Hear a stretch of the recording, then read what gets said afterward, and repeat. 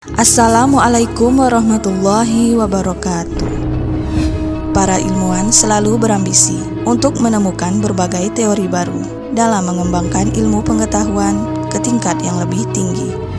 Namun dalam berbagai penelitiannya, seringkali para ilmuwan tersebut terganjal atas sesuatu hal-hal yang baru dan misterius yang sulit diterima oleh akal dan logika manusia, yang melampaui batas nalar dari ilmu pengetahuan. Dan salah satu bentuk penelitian besar yang dilakukan oleh para ilmuwan yaitu meneliti akan keberadaan Tuhan terhadap Sang Pencipta, pemilik alam semesta. Karena pada dasarnya tidak akan ada alam semesta jika tidak ada yang menciptakannya. Sains dan agama sendiri adalah dua hal yang berbeda, namun saling memiliki keterkaitan terhadap sejumlah hal.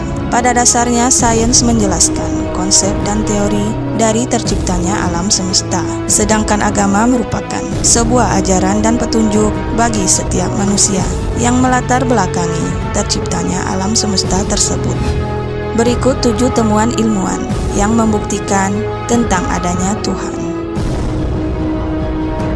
Penciptaan alam semesta.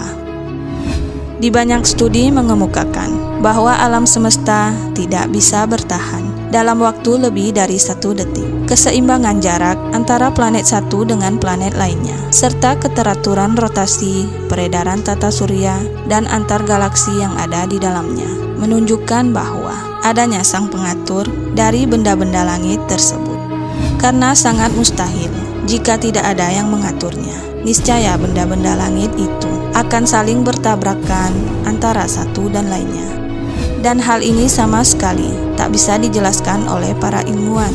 Melalui teori Big Bang dikemukakan unsur penciptaan alam semesta, yaitu meter dan antimeter, akan memproduksi jumlah yang sama. Jika tidak, alam semesta akan hancur. Namun hal yang mengejutkan bagi para ilmuwan bahwa pada kenyataannya jumlah meter justru lebih banyak, sehingga alam semesta dapat tercipta berkesesuaian dan berketeraturan. Seperti yang terdapat di dalam Al-Quran, yaitu surat Al-Anbiya ayat 33, yang menyatakan bahwa benda-benda langit berjalan teratur dalam garis edarnya. DNA manusia. DNA manusia memiliki keunikan tersendiri antara satu dengan yang lainnya, dan setiap manusia memiliki DNA yang berbeda-beda. Melalui penelitian yang dilakukan oleh Frances Collins pada tahun 2007, menyatakan bahwa DNA manusia menyimpan bukti akan keberadaan Tuhan. Ia mengungkapkan bahwa DNA adalah bahasa Tuhan. Gen manusia sangatlah kompleks dengan data yang mencapai miliaran. Dan tak bisa dipungkiri, hal seperti ini tentu terlahir dari sesuatu yang sangat hebat di luar jangkauan intelijensi manusia. Beberapa pertanyaan Collins yang menguatkan argumennya bahwa Tuhan itu ada, antara lain, apa arti hidup, siapa memulai alam semesta, dan siapa sosok yang hebat yang mampu menciptakan DNA yang sangat rumit itu. Dan berdasarkan Al-Quran, surat Yasin ayat 78-79 menyatakan bahwa Allah dapat menciptakan manusia kembali melalui tulang rusuknya.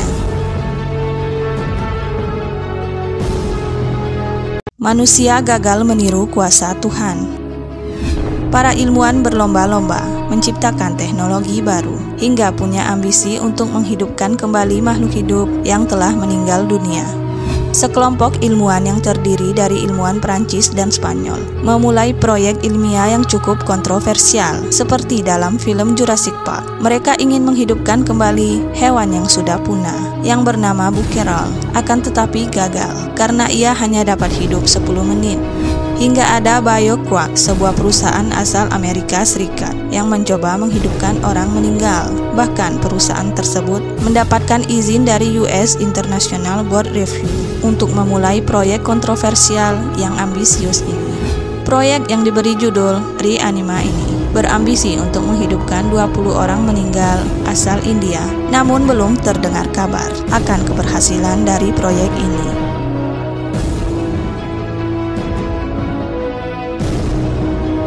Pintu neraka di Kola. Pada tahun 1999, ilmuwan dari Uni Soviet melakukan penelitian geologi dengan menggali lubang di semenanjung kota wilayah tersebut yang berada di perbatasan antara Norwegia dan Finlandia. Namun penelitian geologi berubah setelah ditemukan lubang sedalam 12 km dengan berbagai keanehan di dalamnya. Lalu lubang tersebut kemudian diberi nama Super Deep Borehole. Keanehan geologi yang ditemukan selama masa penggalian sungguh di luar pemikiran manusia. Mulai dari munculnya anomali geologi tak wajar yang ditandai dengan suara-suara aneh, hingga suhu lubang yang mencapai 180 derajat Celcius. Ini merupakan suhu terpanas yang mampu melelehkan manusia.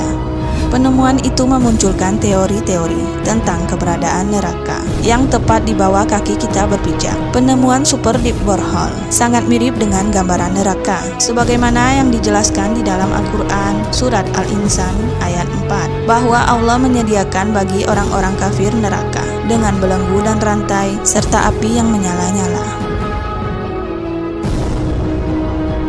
Kehidupan layaknya simulasi komputer.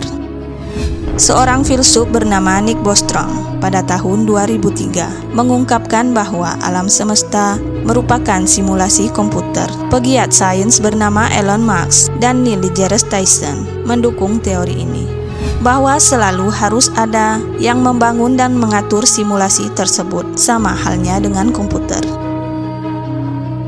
Rumusan ilmiah keberadaan Tuhan. Leonhard Delon adalah seorang matematikawan dan fisikawan terkemuka yang berasal dari Swiss. Pria yang lahir pada tanggal 15 April 1707 ini sangat tertarik dengan kalkulus, optik, dan astronomi. Ia dikenal sebagai ilmuwan sekaligus pemeluk agama yang taat. Hal ini dibuktikan dalam argumennya mengenai keberadaan Tuhan, yang berhasil mengalahkan filsuf ateis dari Prancis. Ia memenangkan adu opini dengan memaparkan rumus ilmiah keberadaan Tuhan. Sayangnya belum ada penjelasan detail dari rumus ini. Penampakan surga ketika koma. Seorang dokter bedah saraf dari Universitas Harvard di Inggris bernama Eben Alexander III menyatakan dirinya pernah berkunjung ke surga kala mengalami koma pada tahun 2008. Alexander mengalami koma akibat terjangkit penyakit meningitis. Dokter memvonisnya dengan dua kemungkinan, yaitu mati atau selamat namun mengalami kerusakan otak yang permanen. Namun yang terjadi sungguh di luar prediksi siapapun.